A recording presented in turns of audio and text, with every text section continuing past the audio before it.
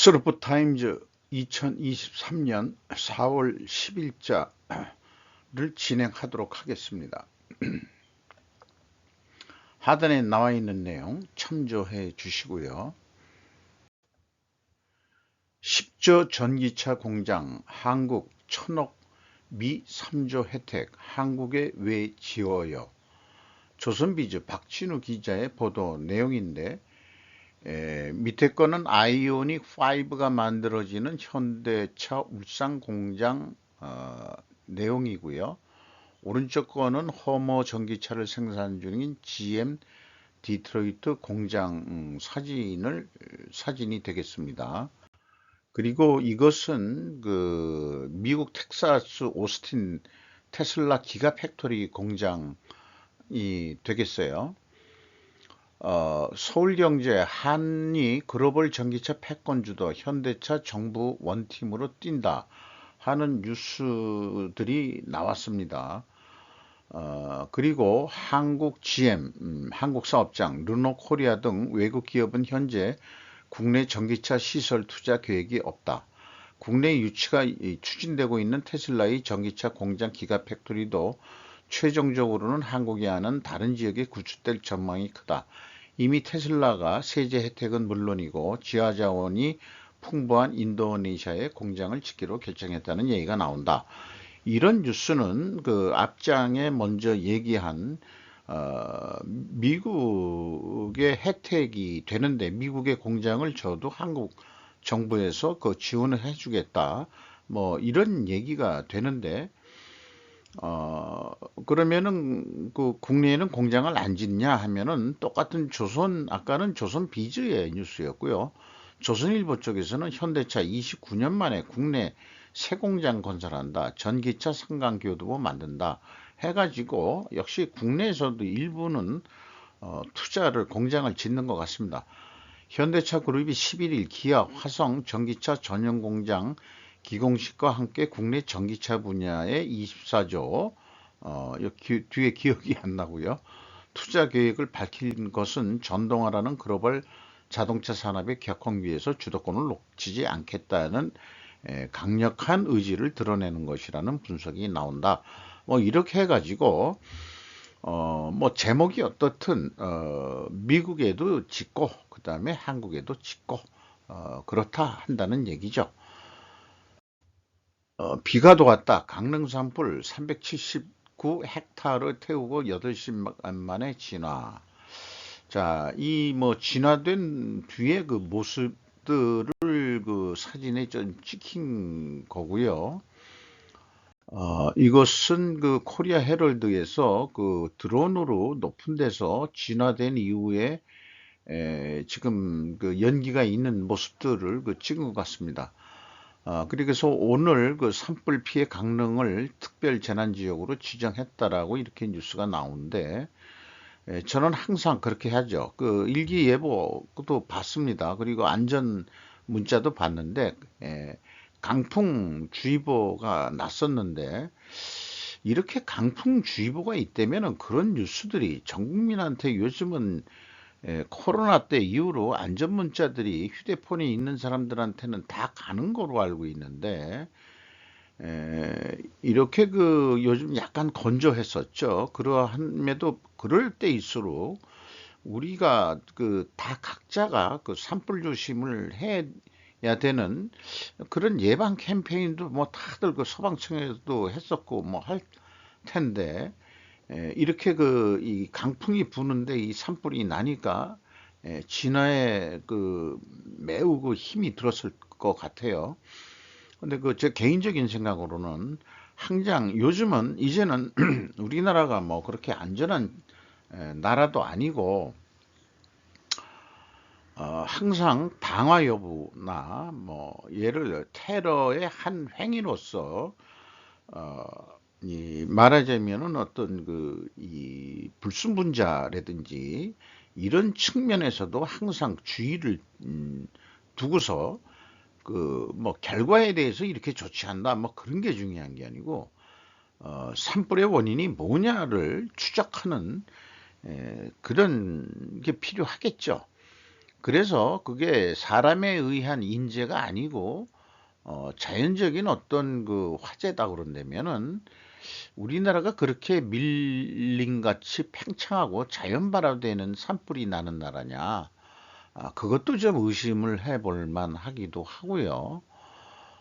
글쎄요, 이 건조를 하면은 태양빛에 의해서도 자연히 산불이 나는 건지 어떤지 잘 모르겠습니다만은 많은 사람들이 뭐 마찰 때문에도 일어난다, 뭐 그런 얘기도 하긴 합니다만은 그래서 산림 녹화라는 것도 중요하지만은 어떤 그 산림을 그 관리하는 뭐 간벌이라든지 그런 데도 예산이 좀 투자가 돼 가지고 이렇게 피해가 나면은 허구한 날 재난지역 이 말하자면 지정하고 뭐 이런 식으로는 좀 곤란할 거 아니냐. 그런 좀 얘기를 그 좀 해볼 수 있겠어요. 물론 이제 미국 같은 데도 한번 불이 나면은 어마어마하게 불이 나고 그런 것도 현실입니다만은 우리가 좁은 국토에서 많은 사람들이 살기 때문에 좀 더 그 주의 내지 그 관리 주의를 좀 해야 되지 않겠냐, 이런 좀 의견을 좀 말씀드리겠습니다. 그리고 또 지난 정권에도 실질적으로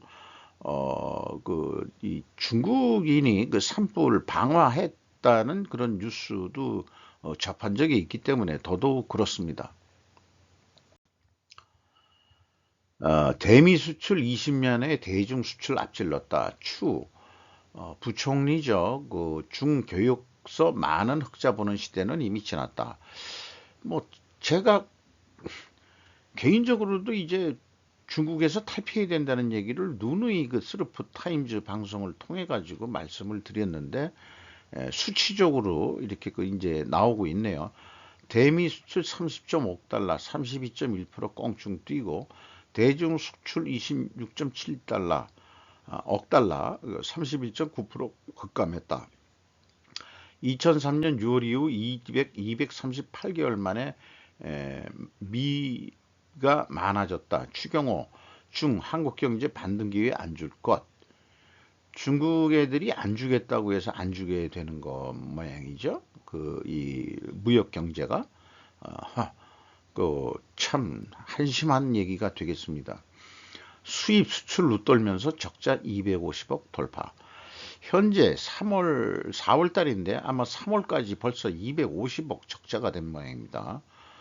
작년 제 기억으로는 640, 아니 얼마인가 640억인가 이렇게 지금 제가 기억을 하고 있는데 수출 8.6%뚝 7개월 연속 감소할 듯. 반도체 39.8% 감소했고 승용차는 64.2%가 상승했고 무역 적자 4개월도 안 돼 작년 54.1%, 그러니까 50%가 넘었다. 그러니까 올해는 더 적자가 더 날 것 같다, 그런 얘기 같은데요. 요건 이제 참고적으로 그 예술가가 하도 우리 그 지구에서 그 위성들을 쏘기 때문에 그 우주 파편에 대한 그런 이 상징적인 그런 도안을 그 사진에 좀 가져와 봤습니다. 사우스 코리아 상업용 위성 첫 발사 실시, AP 보도인데요. 어, 뭐 여기 보면 우주 개발 프로그램은 이웃 국가인 중국, 인도, 일본에 비해 뒤처져 있다. 그래서 그 상업용 위성을 그 첫 발사를 그 다음 달 5월 달에 좀 발사할 예정으로 되어 있습니다. 그리고 북한 얘기도 나왔는데 2012년과 2016년에 지구 관측 위성을 궤도에 올려놓았다고 돼 있고 두 위성 모두 작동했다는 증거는 없다, 이렇게 얘기하고요.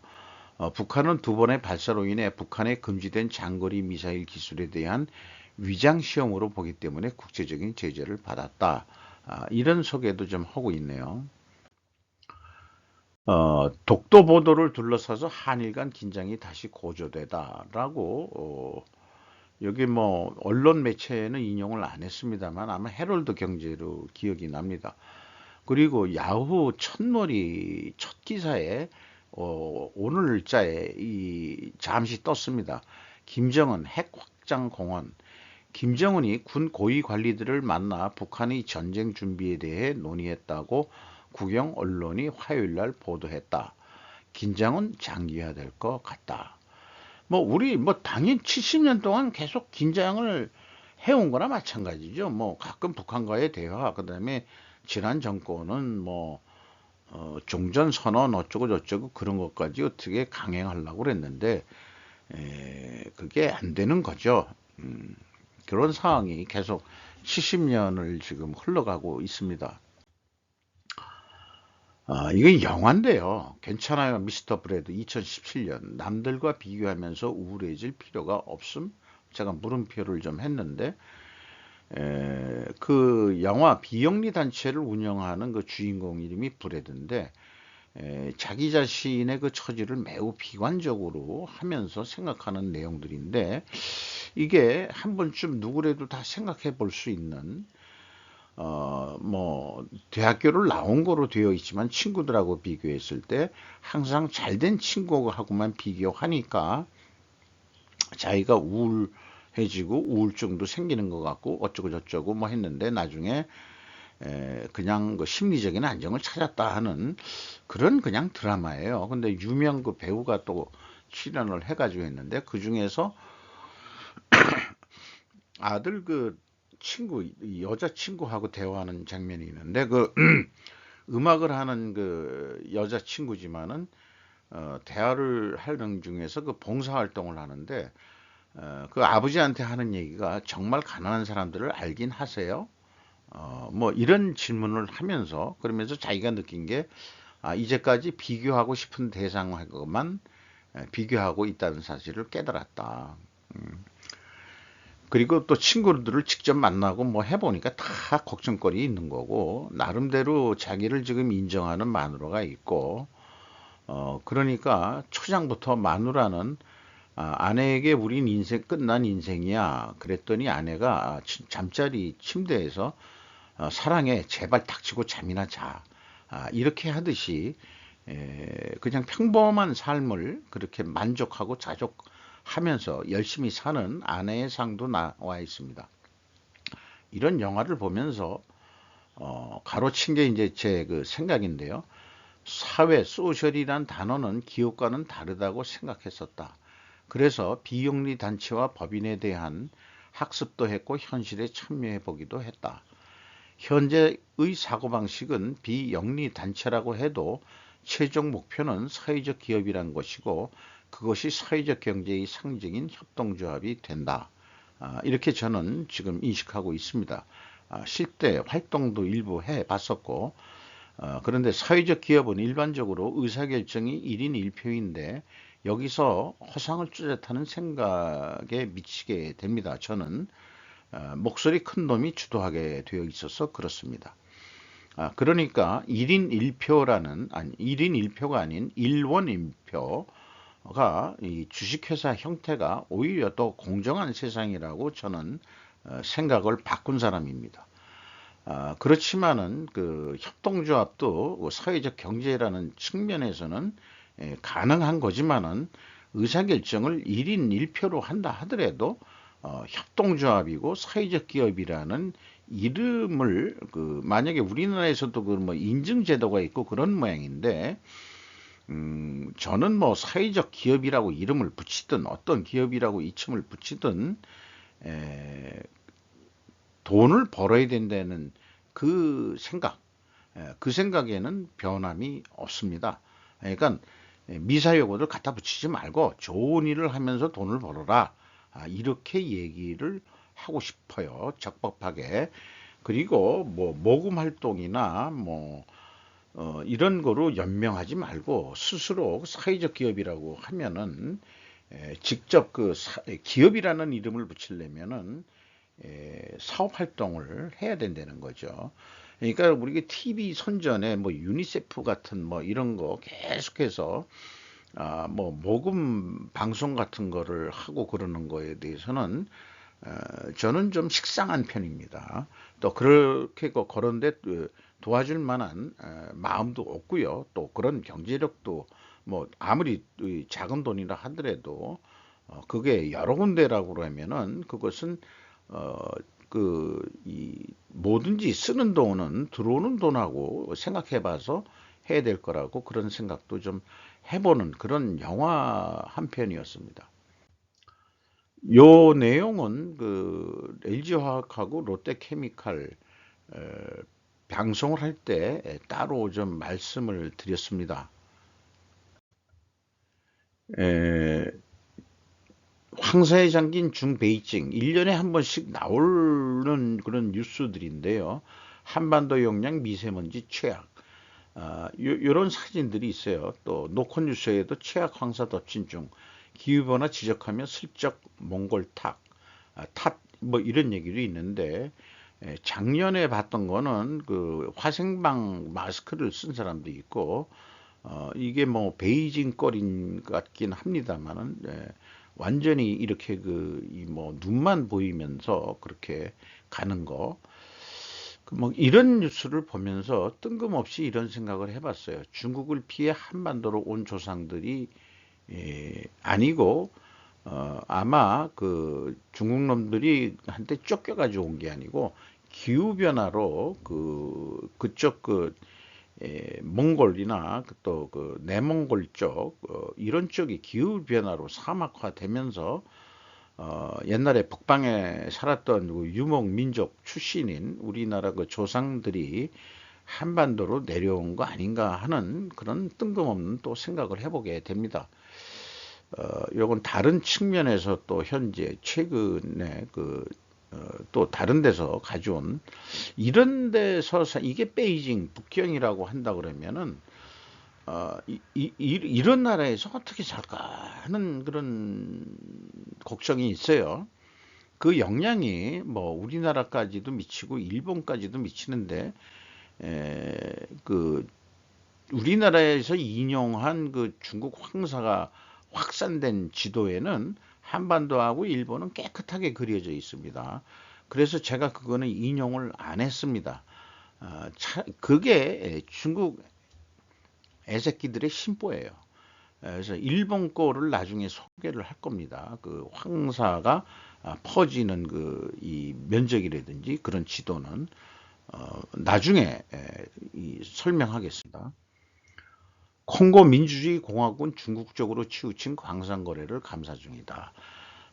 이 콩고도 정권들이 자꾸 바뀌는데 전에 그 체결해 놓은 그 이 광산 그 계약들이 뭔가 불합리하다. 그래가지고 결국 감사를 좀 버려서 제대로 값을 받아가면서 뭘 하겠다 하는 그런 뉴스가 이제 나오게 되는 것 같습니다. 한국은 인공태양의 최적 환경, 원료주의 브랑켓 주도권 노린다. 어, 유석재 한국핵융합에너지연구원 원장 인터뷰 했는데 뭐 핵융합에 대해서 여러 가지 장문의 그 인터뷰 기사가 있습니다만은 여기 소제목들 좀 이렇게 그 정리를 저도 그 좀 배우는 입장에서 해본 거고요. 삼중수소라는 게 꽤 중요한 거로 되어 있는데 우리나라가 삼면이 바다기 때문에 충분히 최적 환경이다. 그래서 탈단소나 탈중립을 위해서 원전이 중요하는데 핵융합 발전이 정답이다라고 이 그 핵융합 에너지 연구원장이 유석재 씨는 얘기를 하고 있습니다.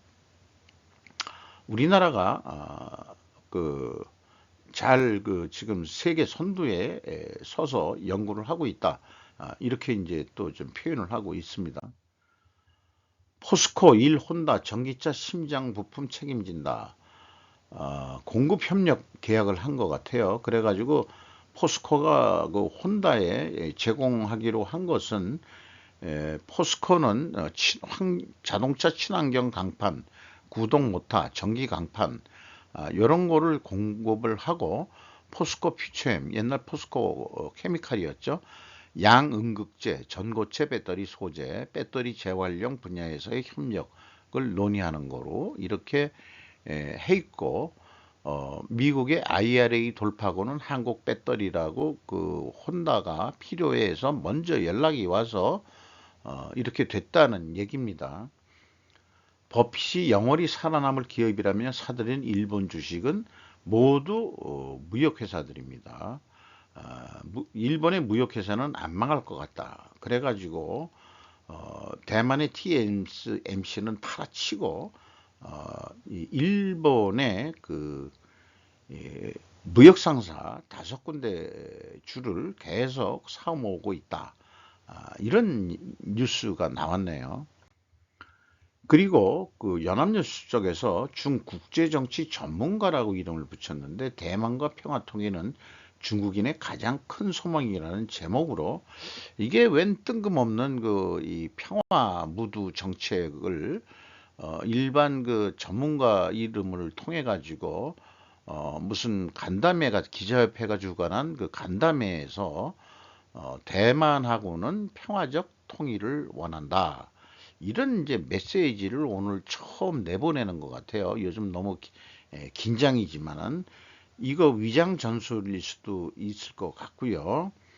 아직은 그 중국의 속내를 이런 발표되는 대로 믿을 수도 없는 거고, 또한 뭐 국제문제연구소장이라니까 그게 뭐 물론 다 공산당한테 영향을 받는 건지 어떤 건지 모르겠습니다만은 이런 뉴스가 연합뉴스에서 또 소개를 하고 있습니다.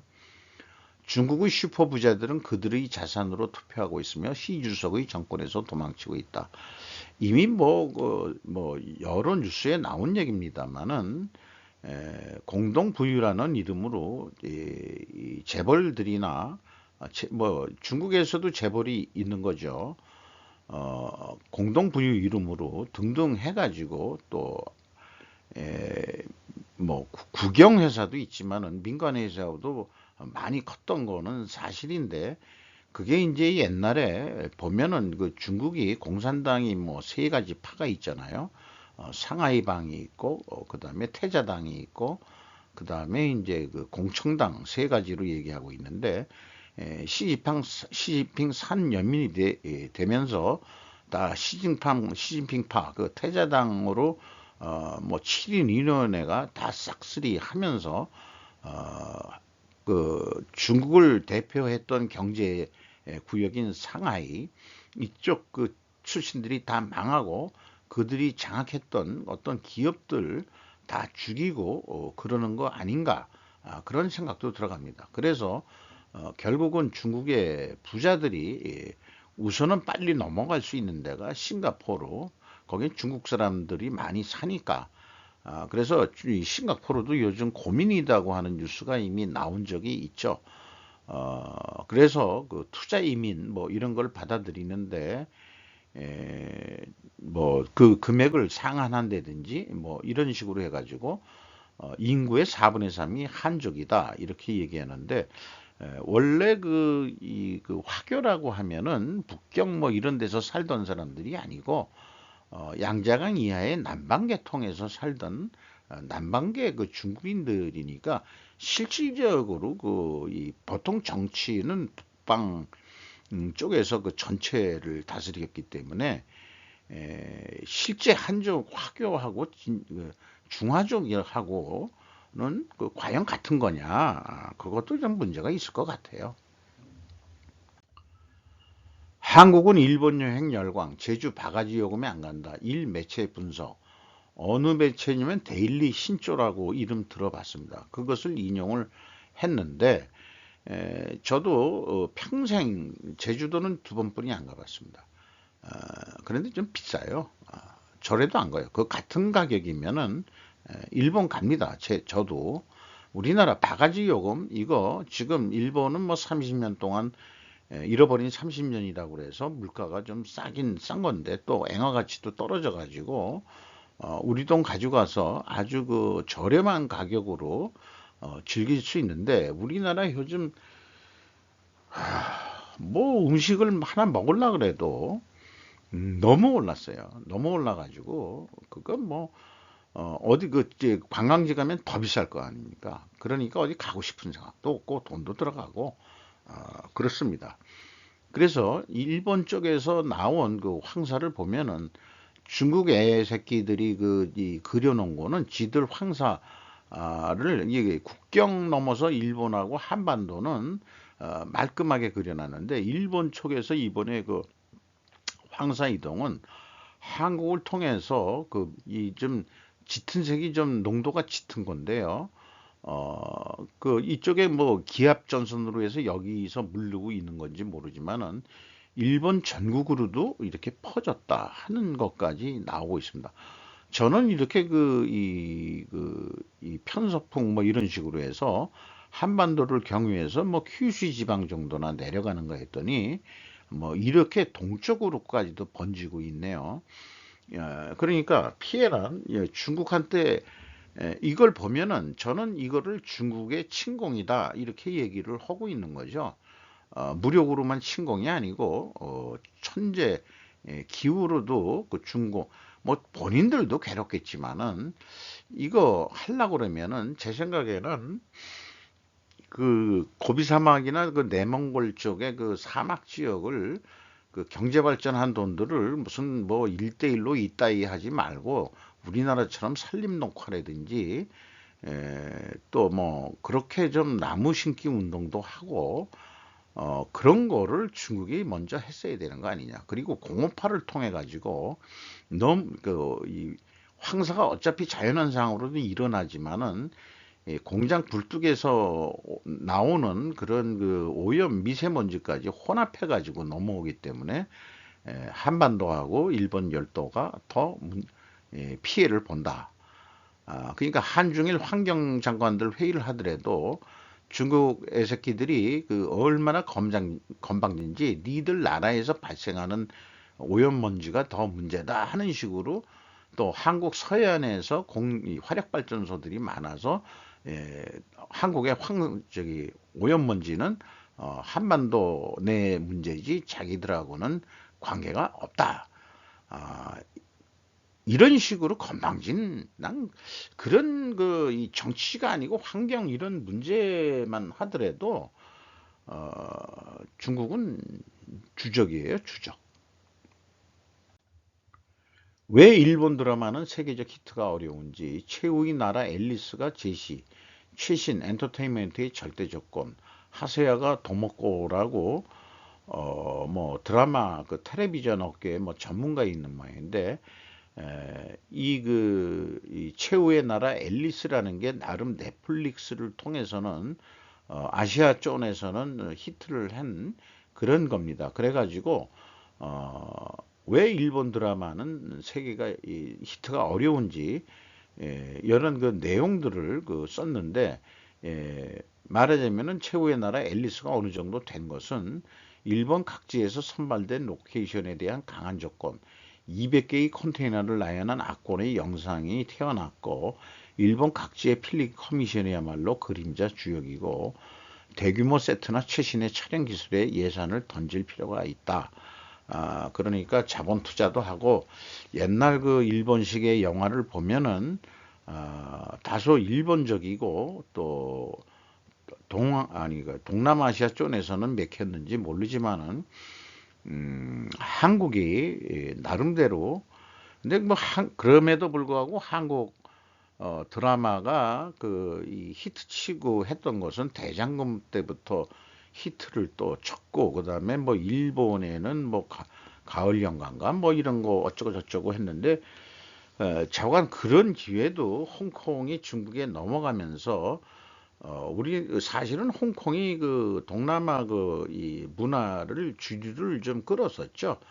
무협 영화 그다음에 이제 무협 영화가 끝나고선 이제 느와르 그런 거로 좀 했었는데 홍콩이 중국에 넘어가면서는 이제 국뽕 영화 정도나 나오고 뭐 이 정도로 돼서 이제 뭐 중국 내 소비 시장만 하더라도 지들은 되니까 중국 국뽕 영화나 만들고 있는 그런 수준이고 그렇게 생각됩니다만은 한국이나 일본이나 글로벌하게 히트를 치려면 어떡할 거냐. 근데 한국이 넷플릭스가 그 뭐 처음에는 그 일본 거를 하려고 그랬었는데 일본 거를 중심으로 가만 보니까 K-팝부터 시작해서 트렌드가 그게 아니네 이래 가지고 한국을 중점적으로 또 한국 드라마에다 투자를 해 가지고 또 한국이 만든 거 가지고 히트를 했다.